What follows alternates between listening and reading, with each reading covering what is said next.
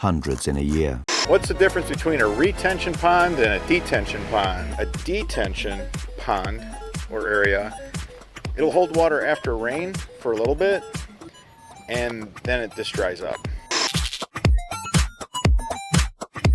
In theory, it drains and then it's supposed to just kind of be dry, right? But the HOA kind of did what they do and ignored it for years and years, for about 5 years. And so nature did what nature does, and it started collecting and holding water. We ended up with a whole bunch of ducks and birds, and we've seen fox, we've seen coyote, and then one day we noticed 2 beavers. We knew there were also some fish in there as well. Well, and that was one of the things when we bought this like when I moved in this neighborhood, everybody said this used to flood. And that, you know, that was kind of one of the concerns with the neighborhood, is this always stayed sort of wet. So to me, that also kind of makes sense as to why it's doing what it's doing. It's doing what it's always done. Yeah, Canadian geese, beaver, the 2 beaver, they started getting a lot of attention.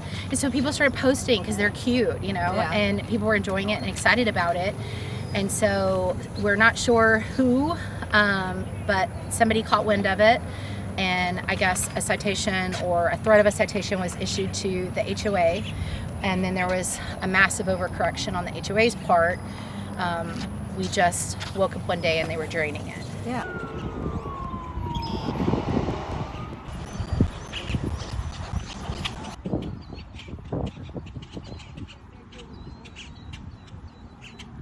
You can't just drain something like this. Right, especially with no plans of relocating anything or what happens to everything once it happens. This is where it's supposed to drain, and you can see just like it's already clogged back up.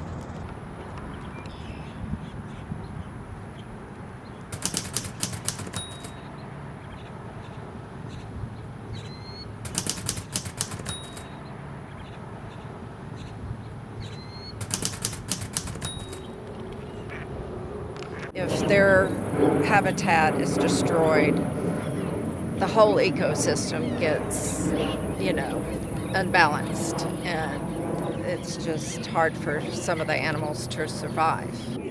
You know, financially, the HOA charged every person that lives in Sherman Crossing for this company to come in and drain the pond, which it filled up 2 days later, you know? And then they want to point the finger at the city and say, well, the city made us do it. We have to keep it in order. Now the city's saying, oh, we didn't say that. And it's just back and forth of, we already know it was the HOA that decided to make decisions for us.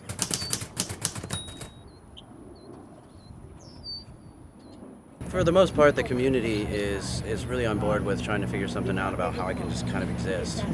But the HOA and the city are really playing the blame game with each other. And the HOA is saying that the city's going to find them and, you know, do, you know, whatever to them. And then the city is saying that the HOA is responsible for maintaining it and they have to figure out how to deal with it. And that whole blame game is just, I just don't want the bureaucracy to sit by and allow things to die. Well, yeah, no, it was definitely designed to be a detention pond and not hold water. But obviously it is holding water, and it's going to be really expensive to make it not hold water. So if we could work with the city or whoever we need to just kind of maintain it to be what it is today, I really think it would work better for everyone that lives here and, you know, the rest of the community that come to enjoy this place.